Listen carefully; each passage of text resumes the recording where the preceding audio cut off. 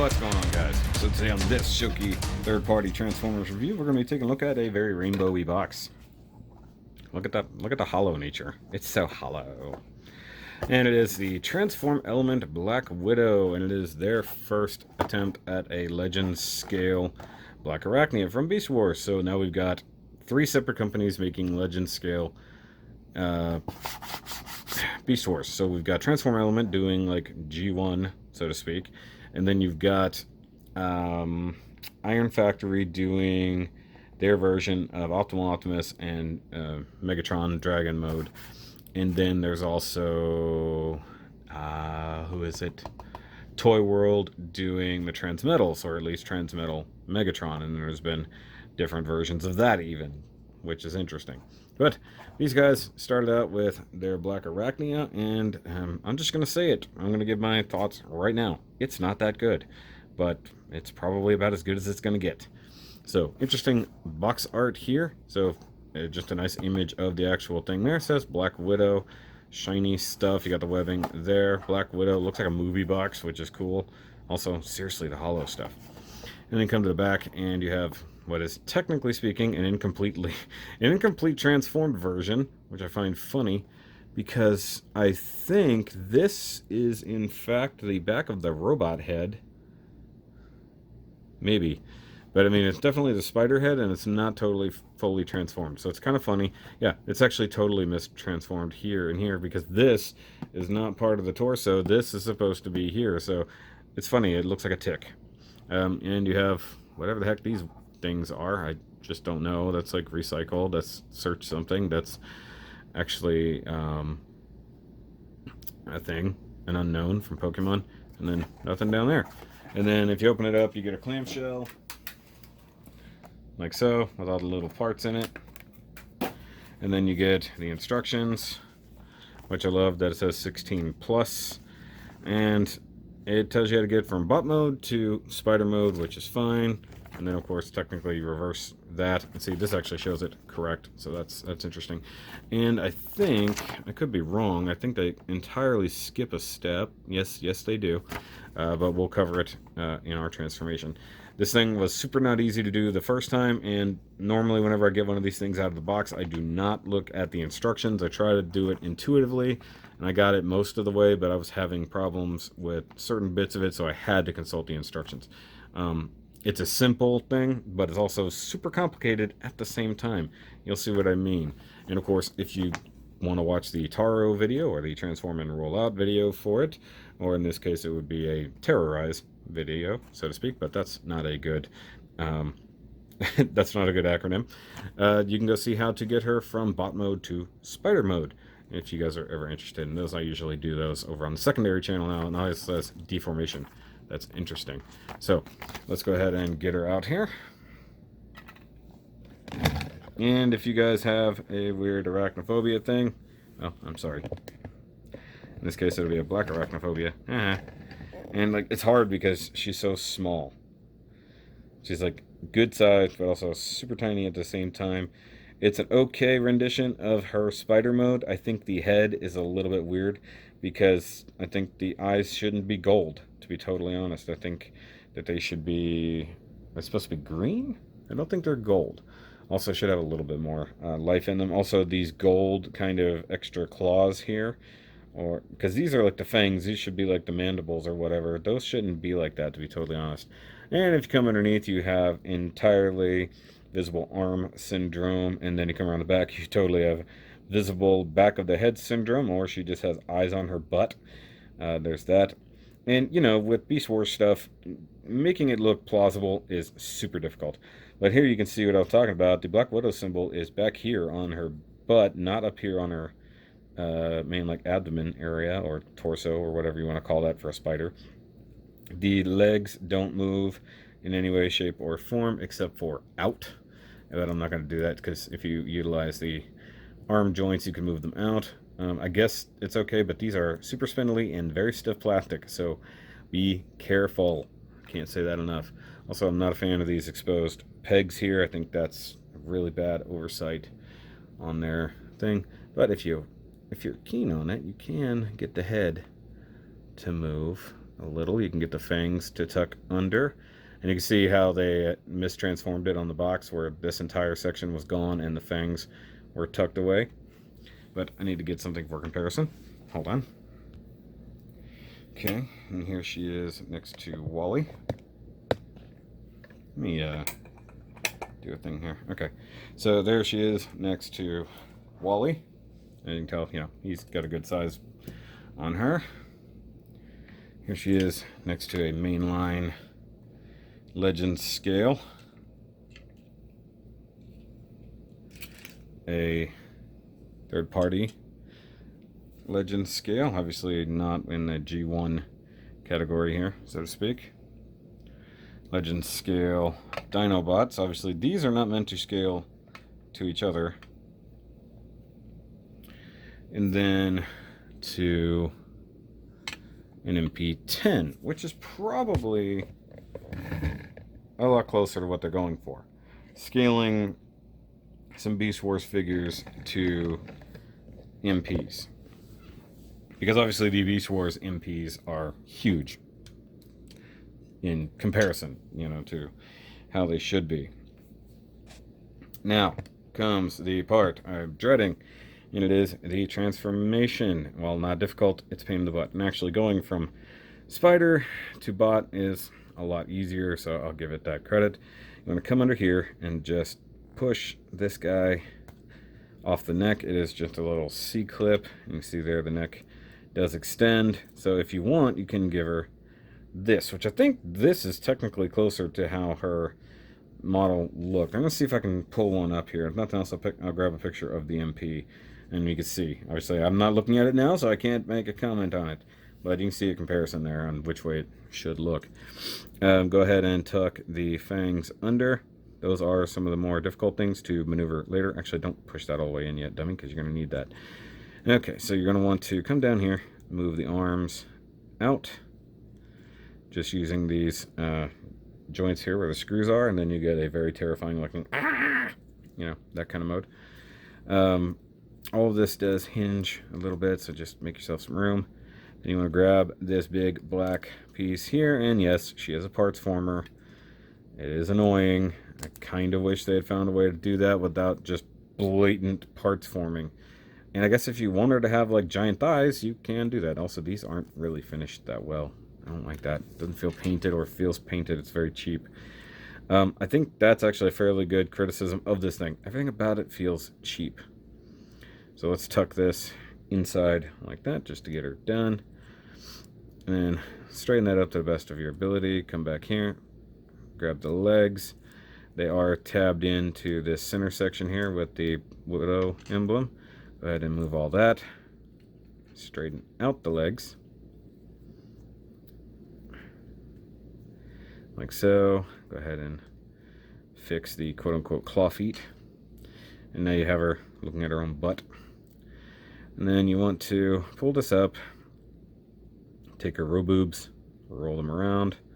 Turn the head also 180. And then you're going to collapse all this upward like so. Straighten out the arms using this hinge here. Fold everybody over. And then those pegs that were on the spider chest will now plug into her robot chest. Not gonna lie, it's a little awkward because they are a soft plastic.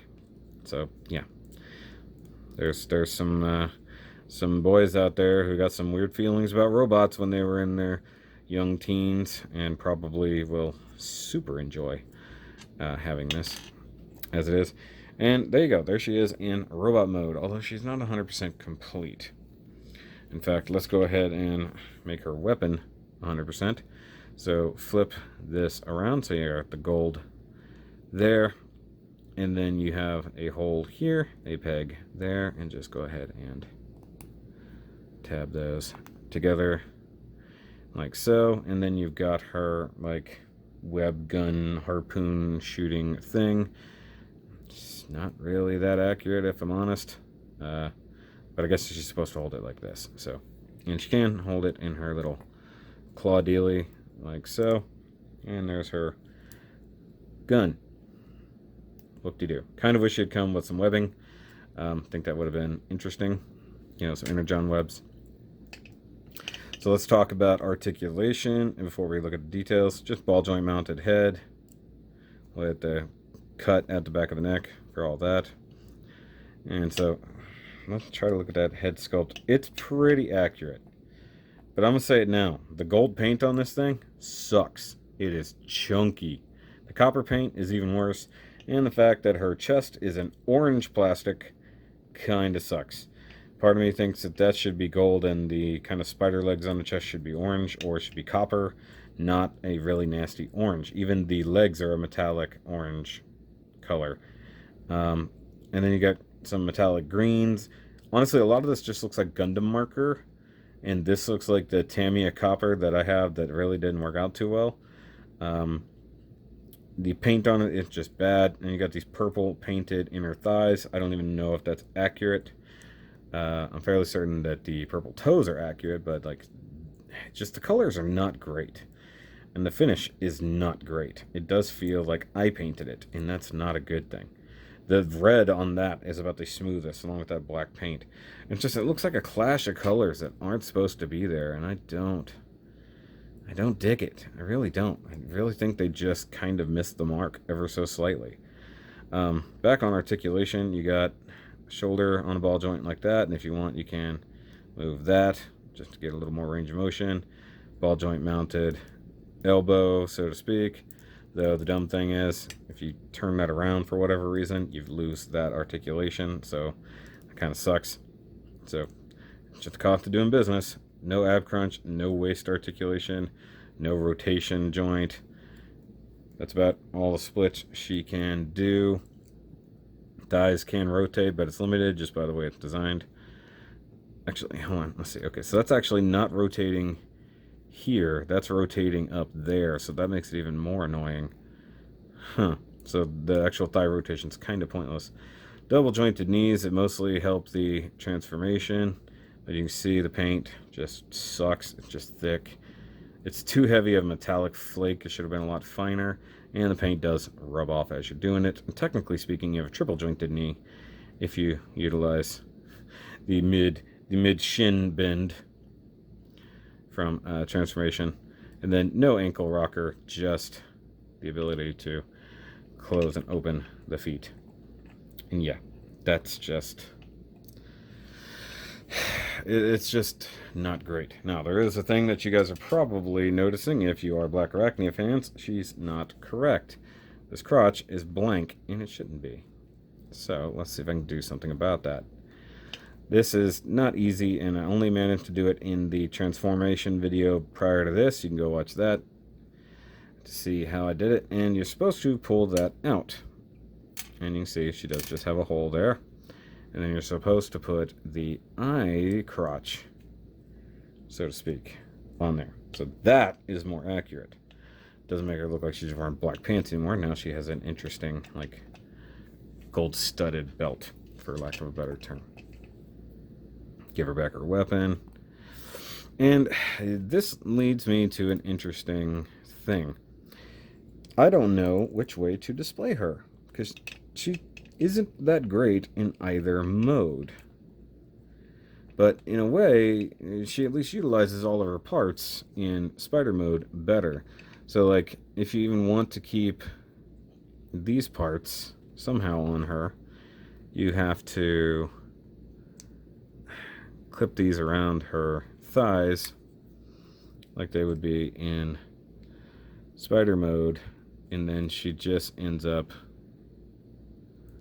with giant thigh butt, you know, like that. I guess it's not terrible, but it's also even weirder than the issues we already had. But I guess if they could have made those look like side skirts instead of, well, giant booty as it currently looks, that probably would have been okay. But then you're also stuck with the swappable crotch piece. Like, what do you do with it?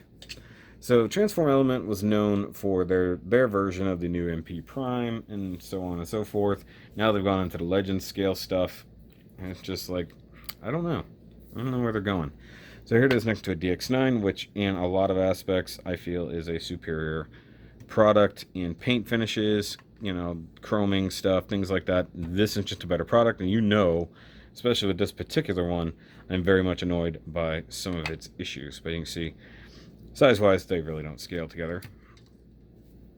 There she is with Wally, because I kept forgetting to bring Wally out for things. Next to a New Age Legends, which the way I'm shooting this, I'm getting a lot of glare from above, which is new. Hold on, let's reorganize some lighting here. Maybe that's better to some degree. So there's that. So that's our next to that version of Shockwave. Next to an official Legends scale, which I think this might be kind of accurate, except I think even to this degree, the Beast Wars, the Maximals and Predacons are supposed to be like almost human-sized. And in that manner, there she is next to MP10.